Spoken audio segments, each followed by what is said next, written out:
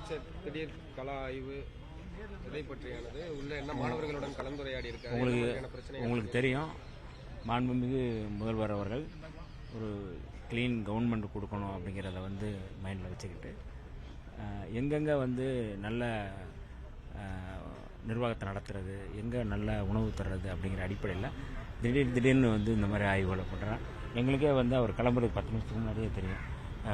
பிற்படுத்தப்பட்டவர்களுடைய அமைச்சரும் நானும் இங்கே பங்கெடுக்கணும் அப்படின்னு திடீர்னு சொன்னாங்க. வந்திருக்கிறோம். ஒரு நல்ல நிர்வாகத்தை, இந்த மாதிரியான விடுதிகளை மாணவர்கள்ட்ட ஒரு மாண்புமிகு முதல்வர் அவர்களே நேரடியாக கேட்பது என்பது இதான் நான் முதல் முறையாக நான் பார்க்குறேன். இந்த மாதிரி ஹாஸ்டல்ஸில் திடீர்னு விசிட் பண்ணுறது அப்படிங்கிறது மிக முக்கியமான முன்னெடுப்பாக நான் பார்க்குறேன். அந்த வகையில் மாணவர்கள் அவர்கள் என்ன கோரிக்கைகளும் சொல்லியிருக்கிறாங்க, என்ன தேவைகளும் சொல்லியிருக்கிறாங்க. குறைகள் இல்லை, தேவைகள் என்னென்ன அவங்கள்ட்ட இருக்க கோரிக்கைகளும் சொல்லியிருக்கிறாங்க. அதை உடனடியாக மாண்புமிகு பிற்படுத்தப்பட்ட நலத்துறை அமைச்சர்கிட்டையும் சொல்லியிருக்கிறாங்க, என்கிட்டையும் சொல்லியிருக்கிறாங்க. அதை உடனடியாக செய்ய சொல்லியும் சொல்லியிருக்கிறாங்க. சம்மந்தப்பட்ட அதிகாரிகள் இருக்கிறாங்க, செக்ரட்டரிஸ் இருக்கிறாங்க, எல்லார்ட்டையும் அவர் ஆர்டர் போட்டிருக்கிறாங்க. அடுத்த முறை வரும்போது அவங்களுடைய தேவைகள் பூர்த்தி செய்யப்படும் அப்படின்னு சொல்லியிருக்கிறார். அதனால் ஒரு நல்ல கள ஆய்வாக இருக்குது. இது மாணவர்களும் இன்னைக்கு அதை பார்க்கும்போது இன்னும் கொஞ்சம் கூடுதலாக ஒரு நம்ம முதல்வர்கிட்ட நம்ம எளிதாக போய் நம்ம குறைகளை சொல்ல முடியும், கோரிக்கைகளை சொல்ல முடியும், தேவைகளை சொல்ல முடியும் அப்படிங்கிறத நம்புகிறாங்க. அந்த வகையில் இது எங்களுக்கும் ஒரு முன்னகர்வாக இது இருக்குது. இல்லை, மாணவர்கள் உணவின் தரம் தான் ரொம்ப முடியல, எங்களால் சாப்பிட முடியல அப்படின்ற கோரிக்கை முன் வச்சுதான் சொல்லியிருக்கிறாங்க.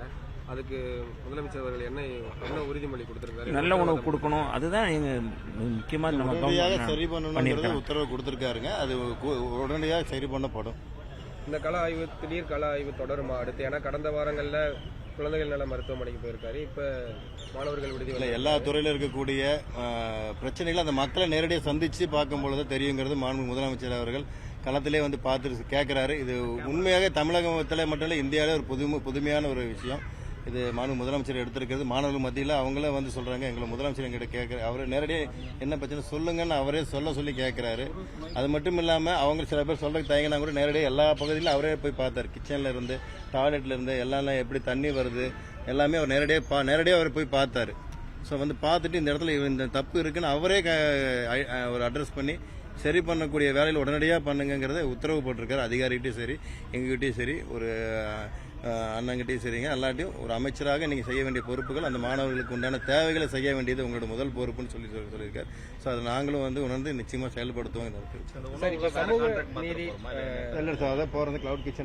தேர்வு செய்யப்பட்டதுக்கான காரணம் என்ன சார்? குழந்தைகள் நல மருத்துவமனை, அதுக்கப்புறம் சமூக நீதி விடுதி, இது பர்டிகுலரா வேற ஏதேனும் காரணம் இருக்கா, இல்ல ரேண்டமா? அதாவது எல்லா இடங்களையும் முதல்வர் அவர்கள் கால் வைத்து அந்த நிர்வாகம் எப்படி இருக்கு அப்படிங்கிறத அவர் தெரிந்து கொள்ள விரும்புகிறார். அந்த அடிப்படையில் மாணவர்களுடைய தேவைகள், மாணவர்களுடைய பிரச்சனை அவர் தெரிந்து கொள்ள நேரடியாக நாங்கள் அமைச்சர்கள் சொல்றதில்ல, அதிகாரிகள் சொல்றதில்ல, நேரடியாக அவர் தெரிந்து கொள்ளணும்னு நினைக்கிறாங்க. அதனால வர்றாங்க. அடுத்தடுத்து இந்த மாதிரியான ஆய்வுகள் தொடரும் என்பதில் எந்த மாற்று கருத்தும் இல்லை. சார்ந்து நேரடியாக கள ஆய்வு பண்ணியிருக்கிறது ஒரு அமைச்சரா உங்களுக்கு எப்படி இருக்கு? இல்லை, எங்களுக்கெல்லாம் இன்னும் இப்போ ஒரு எனர்ஜியா இருக்கு, இன்னும் நான் செய்யணும், அலர்ட் ஆக வேண்டியது இருக்கு.